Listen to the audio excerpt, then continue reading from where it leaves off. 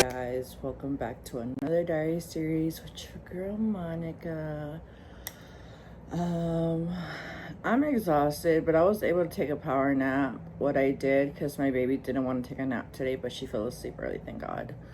Because I was trying to do my diary series, but she was taking up my time, and then she was on my phone all day, which I have my phone hooked to the charger right now. So I was just spending time with her and playing with her, and my husband even joked, because when he's home, it's like I feel like it's my time that I can have my me time and not like be super focused on my daughter and like what is she doing, what is she getting herself into, like all that. So I spend the morning on my phone praying, journaling. I have so many prayer apps that I be praying. I read motivational quotes.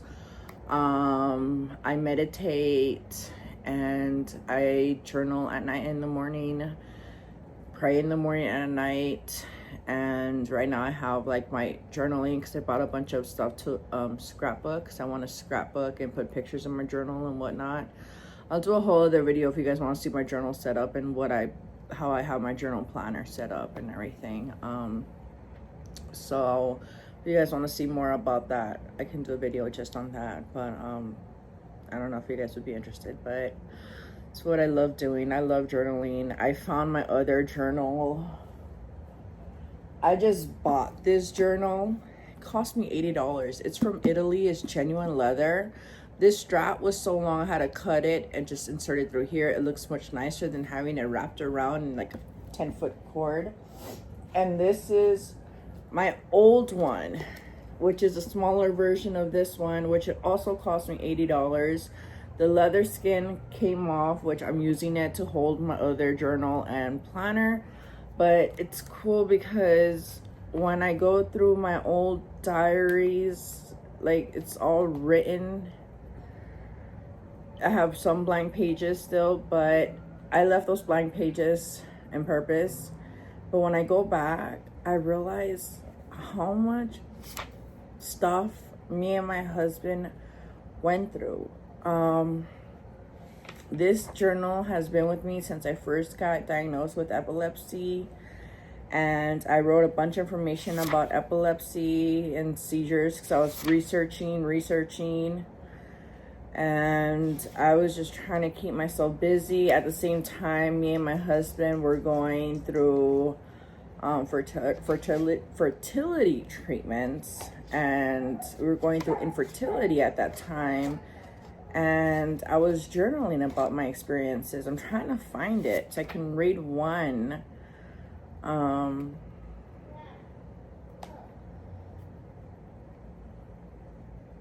trying not there's some that are little, you know, private, personal. My husband can read them, I don't care, but there's one about us going through infertility. Center for Fertility. Here we go. Okay, these are what things I gotta get done, or had to get done. My pregnancy journey.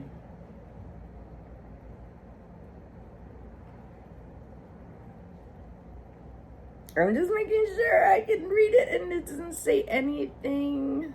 Okay.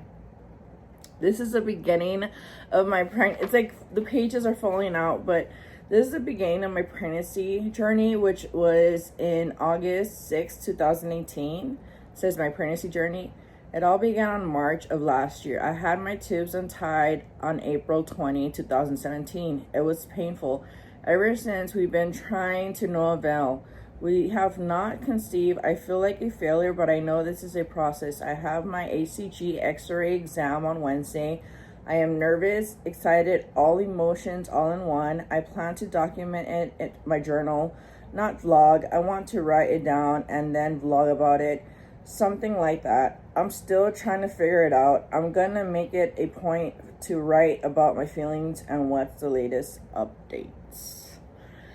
And it goes on talking about my HCG exam. The night before my ACG exam, and then I survived my ACG exam, which was on the 12th of August. So I can read this one because this was kind of funny. So the exam was not as bad as I thought. It would be. Everything came out fine. I am so happy. I saw my images and my previous doctor did a good job in untying my tubes. So if we don't get my period, then we succeeded. But I don't get prego as in my in my days is gonna in my days, okay. The doctor's gonna prescribe me some meds to give us a boost in our baby journey. I'm so happy, super excited. And this entry I'm not gonna read because after he gave me the medication for, basically he gave us Clomid and it makes me ovulate more. So I ovulated 3 eggs and I got pregnant with triplets, but my body could not handle triplets at that time. So it was a chemical pregnancy and I lost all 3 babies.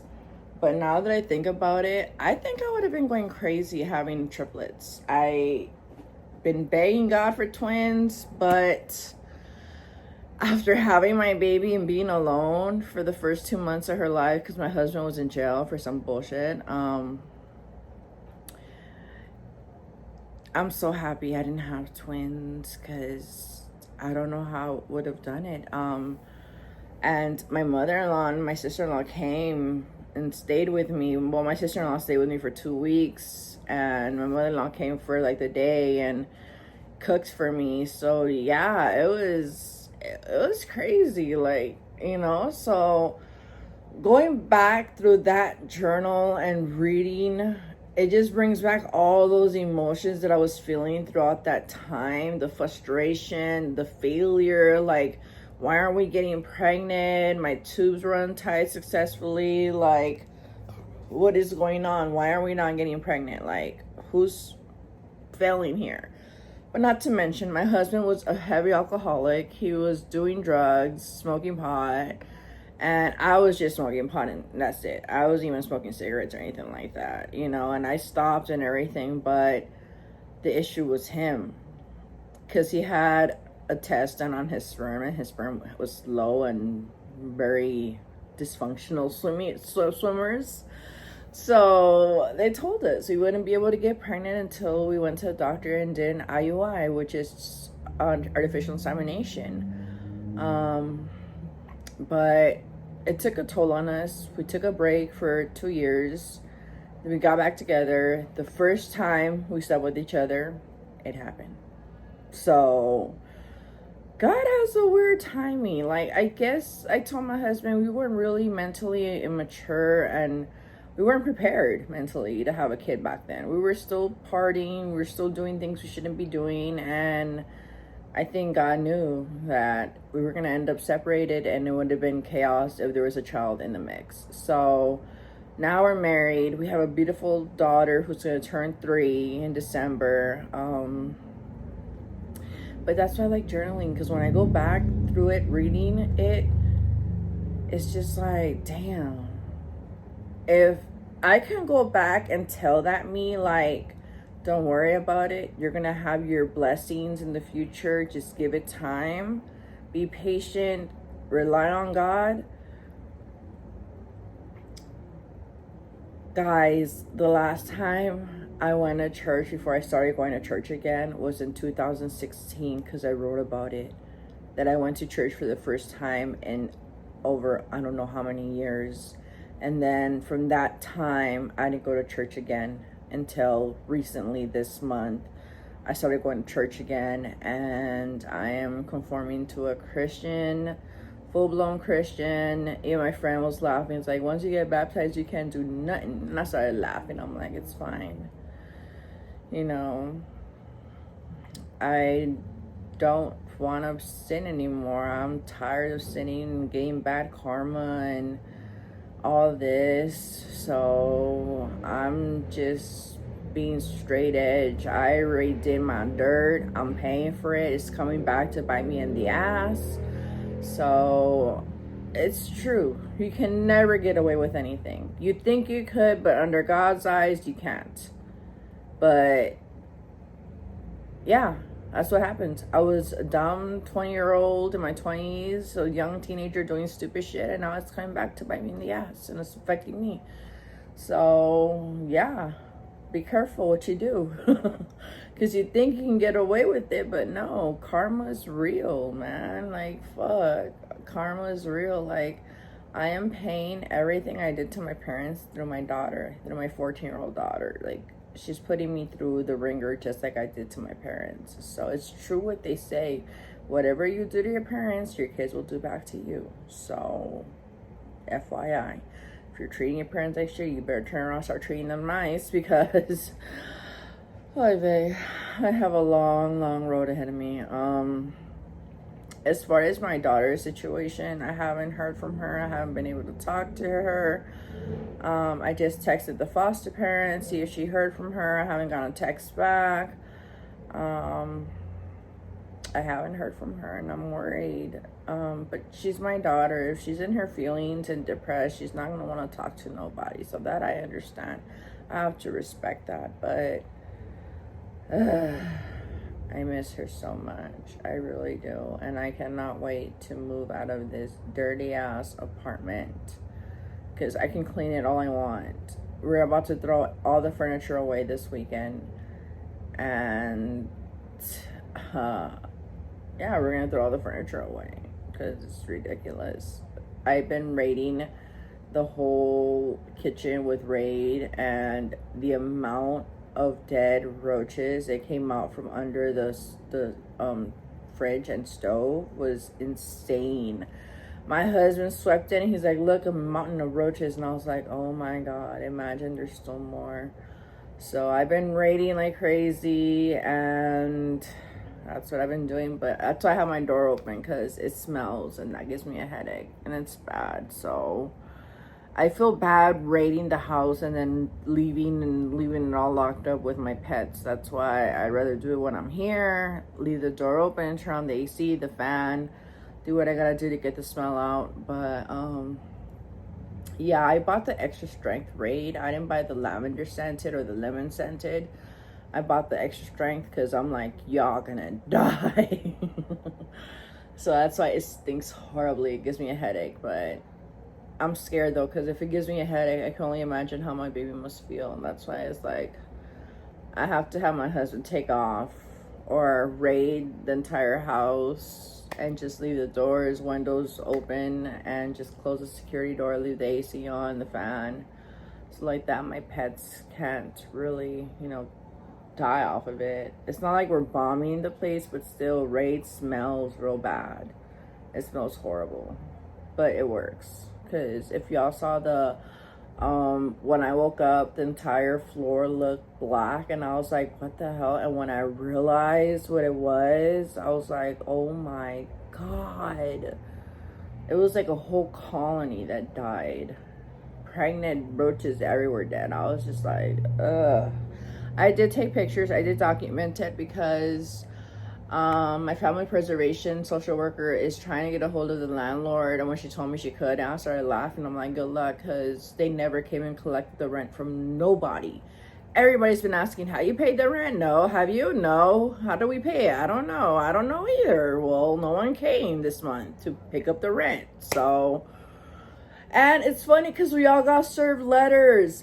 They don't come to pick up the rent, but they come to serve you letters saying that you haven't paid the rent, you have 3 days to pay, or it's called pay rent or quit.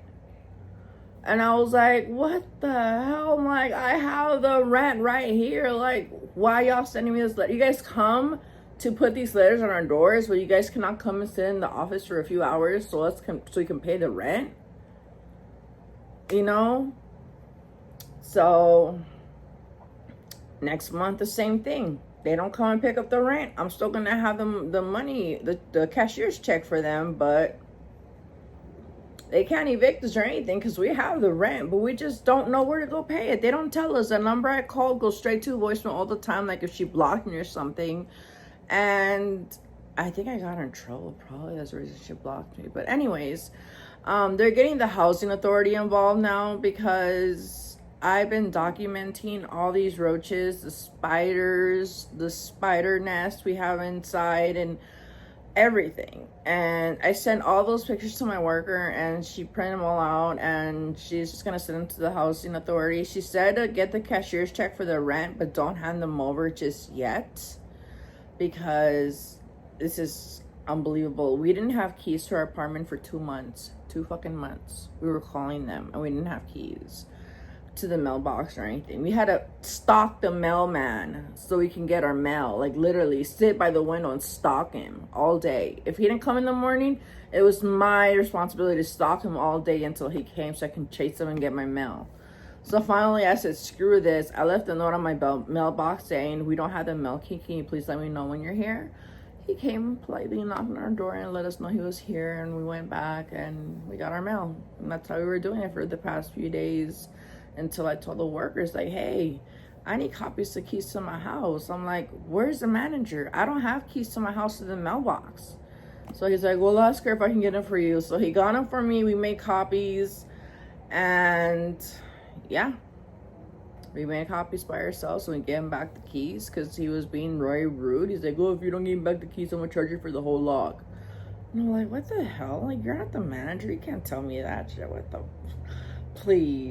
Please, I want to see you charge me for that. Go for it. I want to see you charge me. But anyhow, long story short, we got keys finally.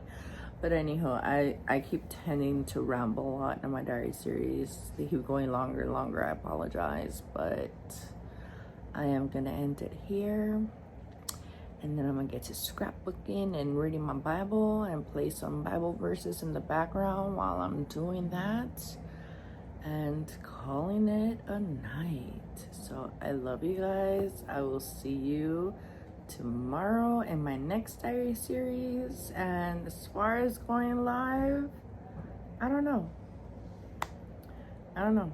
I don't know. I don't want to say I don't think I'm gonna go live again. I don't know right now. It's up in the air, because I have certain individuals messaging me privately on Instagram, still telling me they want to be with me, still telling me they love me and all this shit. And it's like, fuck off.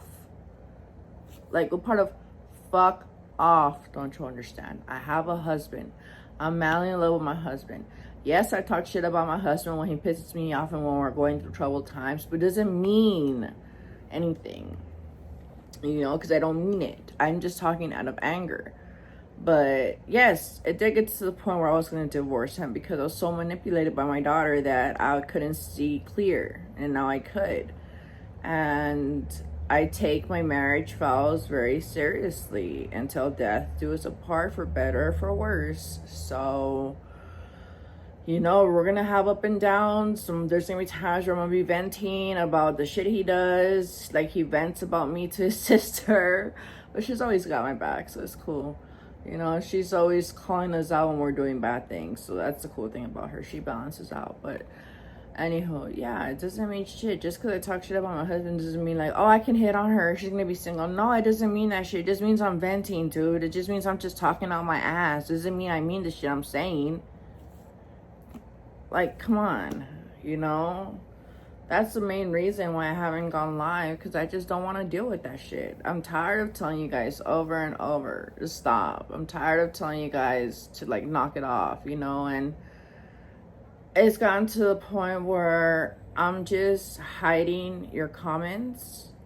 I'm not even answering them. I'm just hiding your comments from my videos and future videos, because if you can't respect me or my husband, then I don't really care about your comments or what you have to say. I really don't. Because if you keep saying, I love you, I love you, I love you, I want to be with you, then it's best you unsubscribe and go follow someone else, because I ain't putting up with that shit no more. No more. I'm done. I am so done.